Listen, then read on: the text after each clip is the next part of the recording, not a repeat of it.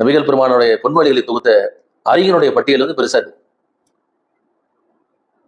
Doctor Salman Akram Nadvi லண்டன்ல இருக்கக்கூடிய மிகப்பெரிய ஆராய்ச்சி இந்தியாவை சேர்ந்தவர்னா அவர் ஒரு புத்தகத்தை எழுதியிருக்கிறார். ஒரு தகவலுக்காக நான் உங்களுக்கு சொல்கிறேன். நபிகள் பெருமானார் அவர்கள் எந்த அளவுக்கு கல்வி அறிவை பரப்புவதற்காக முயற்சி, குறிப்பாக பெண்களுக்கு மத்தியில் ஒரு மிகப்பெரிய மாற்றத்தை ஏற்படுத்த சொல்றேன். அவரால் முஹத்திஸாத் புத்தகத்தில் கிட்டத்தட்ட 40 வால்யூம் தொகுத்திருக்கார். 40 volumes about history of women intellectuals. நபிகள் பெருமானார் சொன்ன காலத்தில் வாழ்ந்த பெண் அறிகளை பற்றிய தொகுப்பு மட்டும் அதுல 10,000 பேரை பற்றிய தொகுப்பு இருக்கு. அவன் சொல்லார் நபிமொழி அறிவிப்புல பல இதெல்லாம் வரும். இது வந்து சில இது வந்து பொய்யான ஹதீஸ், பலவீனமான அறிவிப்பு, இது இட்டுக்கட்ட. ஆனால் அவருக்கு எழுதுறார், பெண்கள் அறிவித்த எந்த நபிமொழியும் பலவீனமானதல்ல. எல்லா பெண்ணறிஞர்களும் மிகச்சிறந்த அறிஞர்கள். அதுல பெண்ணறிஞர்கள் யாரும் பொய்யர்கள் கிடையாது, பெண்ணறிஞர்கள் யாரும் வந்து பலவீனமானவர்கள் கிடையாது, பெண்ணறிஞர்கள் யாரும் இட்டுக்கட்டது கிடையாது. அத்தனை ஹதீஸ் ஆத்தன்டிக் ஹதீஸ்.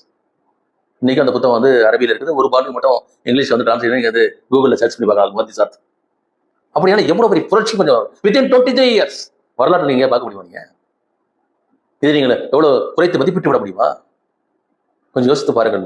சொல்ல பெரியவர்கள் இப்படி அறிவு புரட்சிக்கு வித்திட்டவர் நபிகள் பெருமானார் ஸல்லல்லாஹு அலைஹி வஸல்லம்.